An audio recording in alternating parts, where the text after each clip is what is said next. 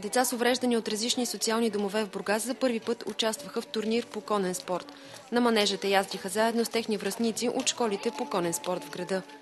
Ездата е нещо, което дава възможност на деца и с увреждания и на здрави деца да бъдат близо до природата, близо до движението, до здравето и до едни страхотни емоции. На щастие, на радост. Фани е на 13 години и страда от церебрална парализа. Разходките с кон са едно от малкото занимания, които я правят истински щастлива. Харесва ли ти да яздиш? Да. Не.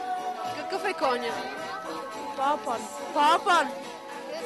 Каптус. Песията. Повечето от дечицата от няколко месеца са включени в програма по лечебна езда, чиято цел е да им помогне да се раздвижат и да се социализират по-лесно. А коледната езда е специален подарък за тях.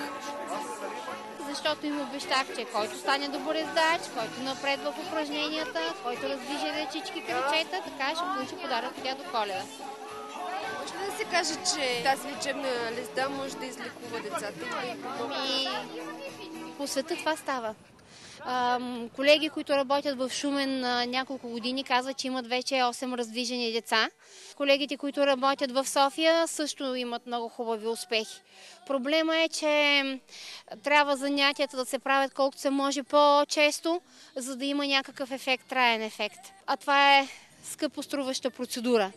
Според специалистите, грижата за конете научава децата с увреждания и на социални умения, на внимание и им дава възможност да контактуват, а това ги прави по-малко различни.